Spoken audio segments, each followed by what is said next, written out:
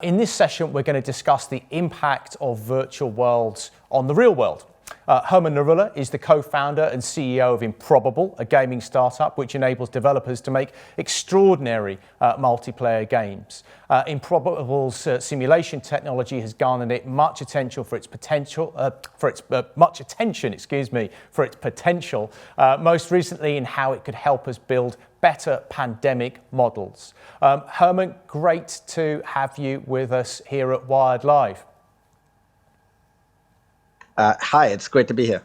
Great, thanks. So just let's start maybe with some context for sort of some people who maybe don't know a huge amount about Improbable. What does the company focus on? What's your mission? So our obsession is virtual worlds.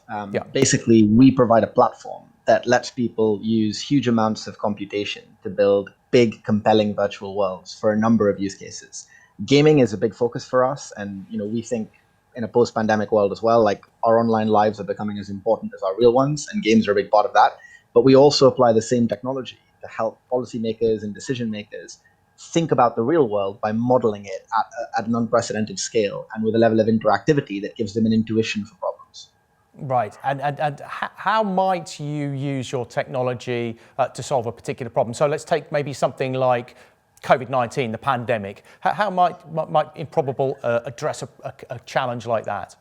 So that's a really good example, pandemic modeling in general. And we have a cool demo to show in a moment as well, but I'll just give a bit of background first. Essentially, in the case of COVID-19, there's a lot of top academics and modelers who have useful models that have been proven to be accurate for different aspects of how people move around or how they might transmit disease or how infrastructure might contribute to the movement of disease. What we're able to do with Improbable is combine those models. And actually, we've been working with the RAMP initiative, which is a project convened by the Royal Society, the Rapid Assistance in Modeling the Pandemic, to actually work with these best-in-class models, combine them together to create a much more accurate picture of the world, and then to scale those models so that they can run dramatically faster. So I want to show you actually an example of that just now, which is a more limited model that is a simulation of disease spread in Devon. So maybe we can play that and I can talk a bit about what it does. Great. So this is a simulation you're watching of Devon under lockdown, and it's sort of a running simulation running much faster in real time. The map shows homes, businesses, and schools, and the red indicates virus transmission risk in this particular model. So what we're able to do is now zoom in, let's say to, I'll just wait for this to jump to that point, but we can sort of zoom into a given city. And here what we're doing is we're changing the parameters. So we're altering how many more asymptomatic cases there are, and we're changing the survival rate for over 90s. And we're able to see how that quickly changes the model as well. Now, previously, running a month's worth of simulation took an entire hour, and we've shortened that to 0.25 seconds. So it's thousands of times faster than what was possible before. And that means you can start influencing real-time decisions. You can start taking in data quickly, seeing how that impacts your model, and changing the way that you operate and behave. And we haven't really stopped here. We've got work with government that models all the infrastructure of an entire country, for example, at really high fidelity and scale, to see how other effects kind of propagate. And the big idea here that I would get across is that simulation and modeling allows us to answer what-if questions, to look at hypotheticals, to experiment with a model and see what might occur. And that's really valuable when you're dealing with a situation that hasn't occurred before. Or when you're thinking about a possibility that you don't necessarily have a lot of data on. So we hope this type of work, and this is advising SAGE via the RAMP initiative, helps the government. But we also think that the work that's been done here can be applied to a lot of different use cases. So I've heard you use the phrase artificial reality before, which I think is a super interesting phrase. And that will actually sound like an oxymoron to a lot of people. Can you explain what you mean by artificial reality?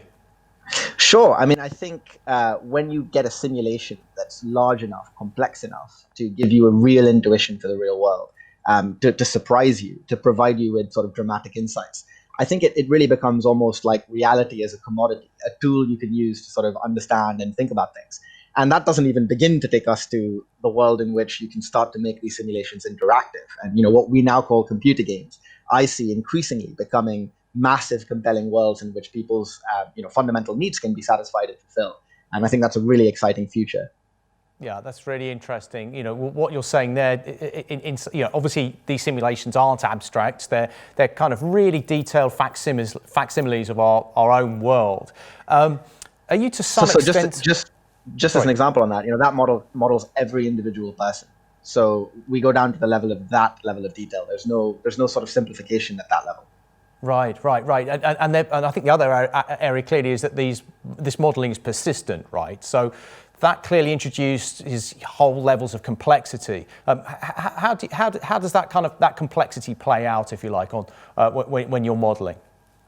So I think one of the most important elements here is that one of my favorite quotes is, "All models are wrong, some models are useful."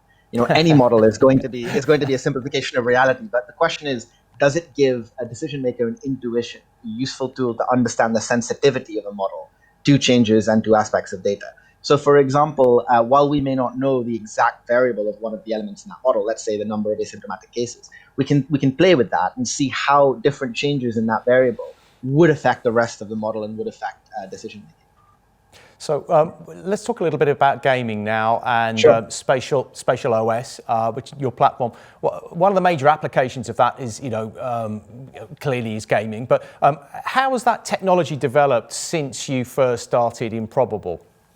Oh, dramatically. I mean, we're launching our first homemade game in a couple of months, which is Scavengers, which is made by the team that made Halo 5 and Halo 4. And what we've found that we're able to do now is not only make these beautiful, realistic worlds, but make the process of making them really, really fast and easy. And we call this sort of the industrialization of multiplayer games. And that's been a big focus for the company over the last couple of years. There's so many problems you need to solve to make this type of technology easy to use. And that's the real revolution that I see coming, where much like in the world of the web, when we got to a place where infrastructure existed that let anybody build a web app, we saw this explosion of startups. I think that's kind of what's needed in gaming, the ease of building online games and services, which has previously been really hard, and combining that with this type of scale. There's also a lot of crossover between the non-gaming and gaming applications of what we do. Building an interesting physical model of the world is relevant both for a game and potentially for a real-world simulation. Yeah. You mentioned the web there and the various applications. What one kind of parallel maybe we could draw is obviously social media becoming a very polarized environment. Do you think that's possible that the same could happen with virtual worlds and online games, that we're going to have this very kind of, how to put it, sort of like a lot of conflict maybe, and a sense in which those worlds become places maybe that aren't the worlds that we would hope they would become? So it's interesting. I think there's a sort of counterintuition here when comparing social media and gaming. Social media rewards attention, and only attention. It doesn't care why you're paying attention. Maybe you're angry, maybe you've been distressed by what you've seen. But hey, that's what social media's economics kind of drive. Online worlds are different. They only reward really economically long-term engagement. So what an online game developer needs to do to create revenue is create a world you want to live in, that you want to be part of over the long term.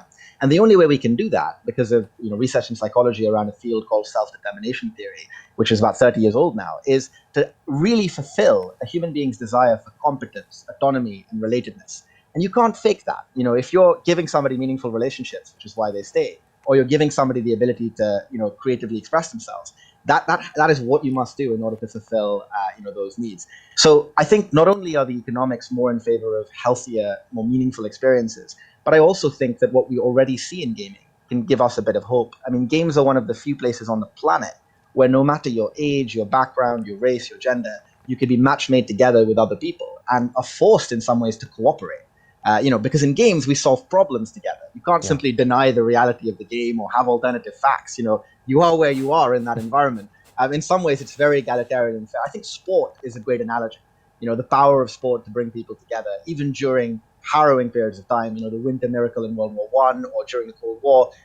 I think sport and gaming have a lot in common in that way and have real potential to build empathy in an otherwise fragmented society.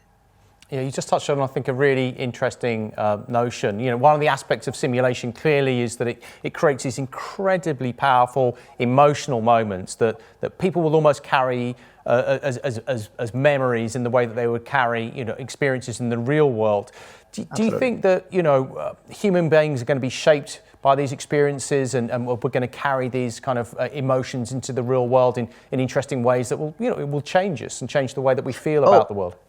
No, absolutely. I think it's going to give people the opportunity to live expanded lives. The term I use for this, and I'm shamelessly writing a book on the same topic, is called the multiversal self, which is the idea of what it means to live many lives and to have the richness of not only the real world with those relationships, that profession, and that opportunity, but possibly a paying job in another world in which you learn and experience totally different things, possibly new relationships, new friendships, with people who you might never have met or encountered in the real world. And I think that richness of experience, that diversity of interactions, that'll make our lives stronger and richer in the same way that reading and culture and learning new languages improves and augments the lives that we have today versus perhaps a few hundred years ago when people didn't have that luxury. I think the notion of the virtual world in some way replacing the real one is false. That's not really how I think human beings will process this. Great, thank you, Herman. So we've got a lot of audience questions coming in now, so I'm going to turn to some of these, if that's okay. So, sure. First question is, how do you model human behaviour, and do you have a way to improve that model-based, that model based on observing what actually happened in the real world? So really, it's about modelling human behaviour. How do you think about that? So there are actually really great. There are really great models and amazing academic disciplines that focus on how to model human behavior at scale, whether for economic models or for other kinds of behavior. What our technology does is it allows people to bring those models together and scale them.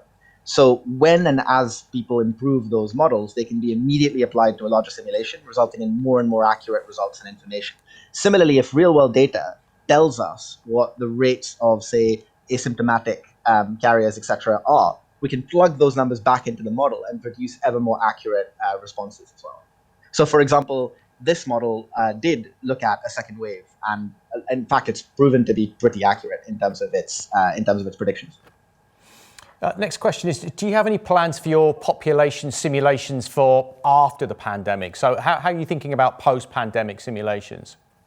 I mean, that's a great question. This work we're doing really in conjunction with the Royal Society's program. So we're very much a supporting player in this in terms of technology. We do other work beyond that for commercial purposes in other contexts. And one of the areas we're very interested in is simulating what happens in urban environments for so many different reasons, whether it's resilience, whether it's understanding behavior. So yeah, that's absolutely a field that we're interested in. Someone wants to know, Herman, what games have you been playing during lockdown? Well, there's just so much to choose from these days. You're almost spoiled for choice. But I've personally been playing a lot of Scavengers as we've been testing it, but also Baldur's Gate, the new one that's come out. So yeah, really great role-playing game, fun to escape into with the pandemic. Yeah, let's face it, we all need some escape these days. Another question from the audience.